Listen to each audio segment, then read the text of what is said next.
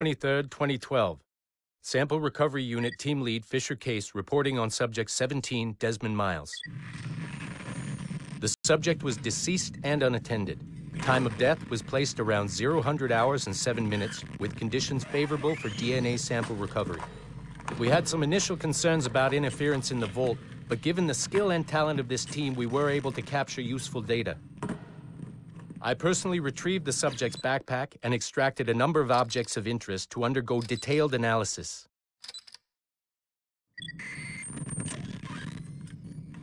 The subject displayed burns to the right hand, severe enough to fuse the bones, indicating some kind of spontaneous, intense burn trauma. Honestly, we've never seen anything like it before. Head, neck, and torso remained in good condition. I hand-selected recovery agents to retrieve fluid samples, blood and saliva. We then commenced material extraction and were able to preserve several exemplary samples. Data analysis and sequencing is already underway, and I'm told proceeding with exceptional ease. Thanks to the cloud database and the work of Abstergo Sample Recovery Unit 3, the legacy of Subject 17 will continue uninhibited as Sample 17.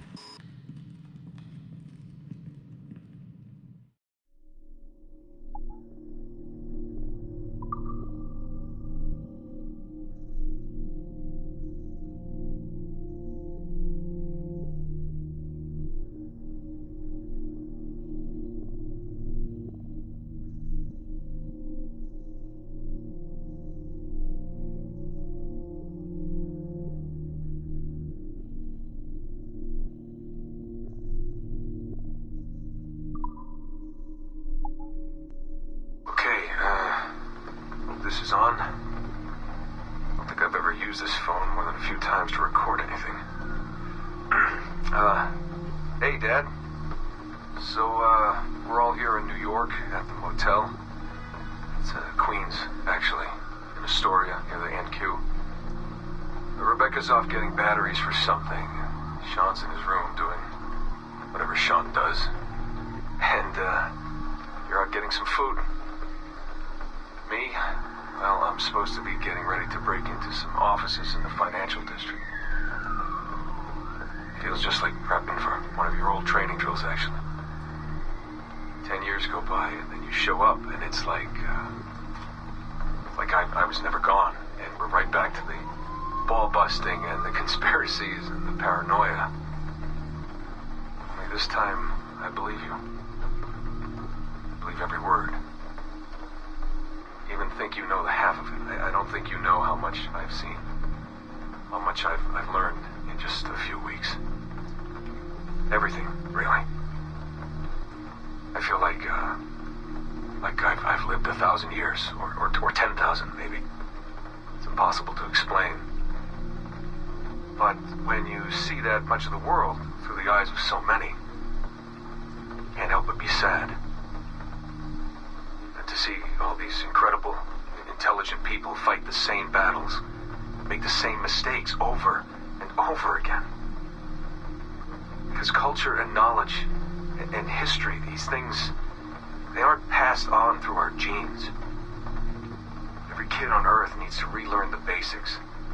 How to live, how to survive, how to stand up for what's right. So much is lost in the transfer. So much is added every generation. It's a shame. I mean, over and over, everything must be learned again.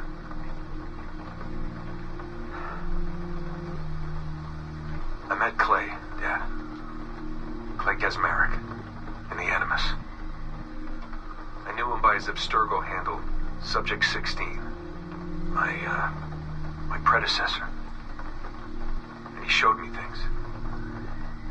Passed them to me just before he died, or got deleted, or whatever. Everything he'd learned, everything he'd seen. God, how do I talk about this? So, guess you trained him. Huh? After I left, he really looked up to you, and now that I've seen through his eyes, I think I understand why. glad you had him around, even if I wasn't there. The things he showed me. Unbelievable things. And I never... Shit. Alright, I'll be back in a second.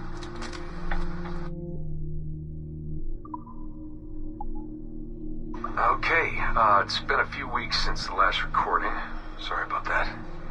Of course, I guess it's just a few seconds for you. I'll leap down the playlist. Anyway, I was talking about Clay. Kasmeric, subject 16. So, when I fell into a coma back in Italy and woke up in the Animus Black Room, it was, so calming. It felt like I had woken up into a dream. Haze. A dream where none of this mess had ever happened. Felt like I should just be getting ready for another day of pouring drinks at bad weather, and another day of complaining about being between girlfriends and wondering what the hell to do with myself.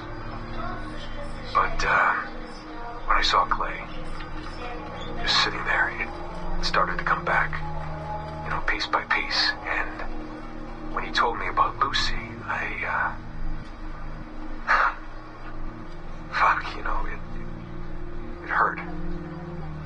You know, realizing that I killed her without thinking or feeling anything. Not at the time, anyway. Well, then, things just kept piling on. There were more memories of Ezio and Altair and the first civilization. And then, right before he vanished, Clay passed on his memories to me. He showed me everything he had seen and lived through, and it was brief, but overwhelming. Not really sure how to explain. He saw glimpses of Adam and Eve and their escape from slavery. He saw the beginning and the end of the war between the first Civ and humans. He saw Minerva, Juno, and Tinia trying to work out their calculations. At least that's what they called them. They had these tools, these powerful machines that could predict possible futures. Not what was going to happen, but what could happen. Probabilities. Well, they spent a lot of energy trying to figure out what was the most likely scenario for the future. Theirs and ours. And in the end, I guess they figured I was their most likely candidate. Some guy named Desmond living at the beginning of the 21st century of the Common Era. But which Desmond was the right one? Because, you see, probability is a weird thing. It can branch out in so many ways. Which version of me did they need? Was it the Desmond who got married early and had a son? One who stayed single in New York? Or was it the Desmond who moved to San Francisco to be a waiter? Maybe it was the Desmond who worked at an auto body shop in Chicago, or maybe it was the me who never ran away from his parents in the first place.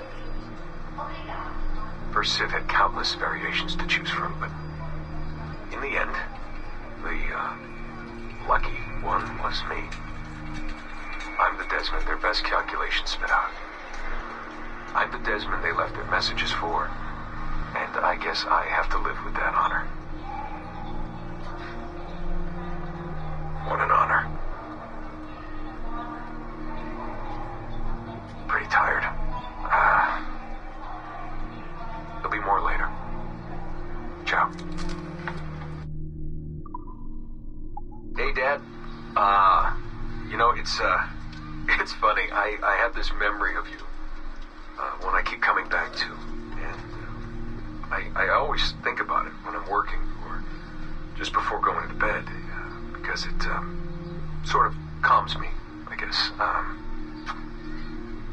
I was 14, I think, and you were trying to teach me how to walk with a light step. Remember that? How to be mindful of how much noise I made when I moved around. Simple stuff.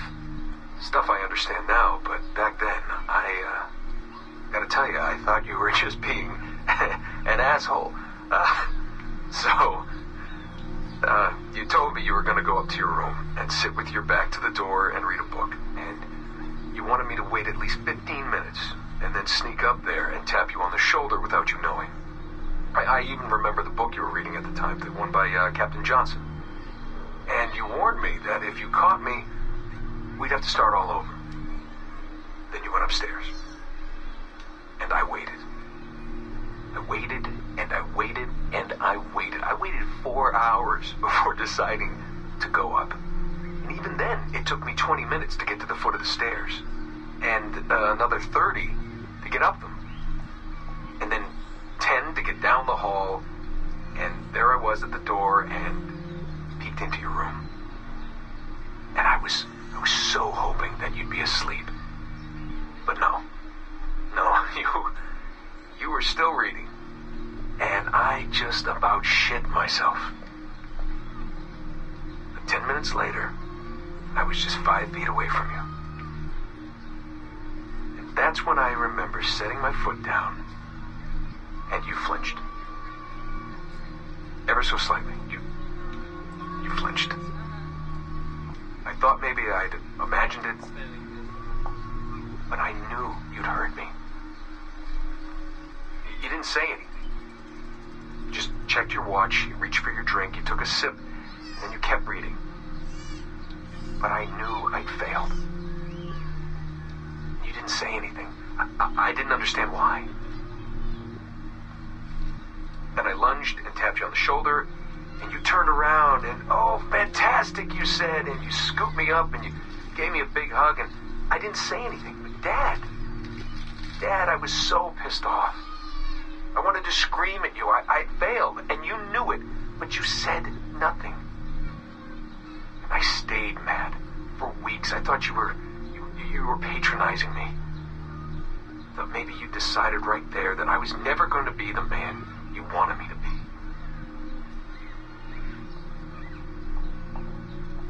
But I realized just a few years ago that you checking your watch, that was the clue, wasn't it?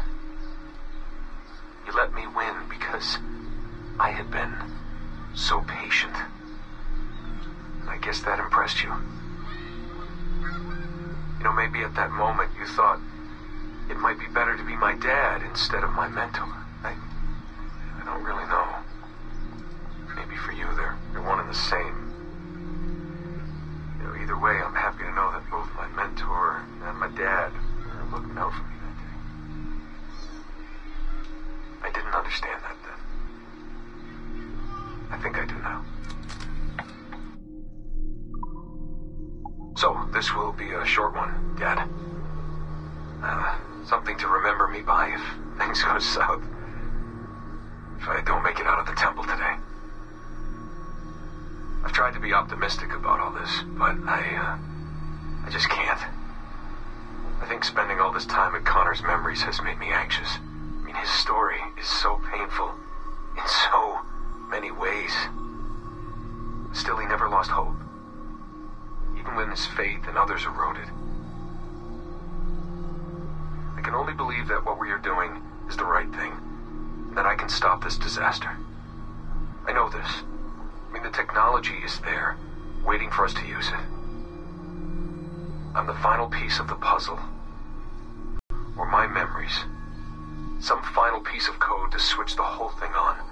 That's why I'm here. That's why they brought me here. Only,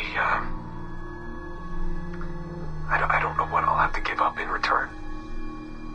My sanity, my life, it's impossible to say. I do know this. Our battle with the Templars will not be over. And whatever's inside that temple is not an ending. It's just another chapter in this endless story. And it'll be your job, and Mom's, and Sean's, and Rebecca's, to keep turning the pages. You know, I keep thinking about something Orson Welles once said. Something like, if you want a happy ending, it all depends on where you stop telling your story. So maybe that's the answer. Maybe that's how people keep marching forward. If something goes wrong in their dad, something happens to me, when you tell my story years from now, please tell them the one about how I lost my way, and then I found it again.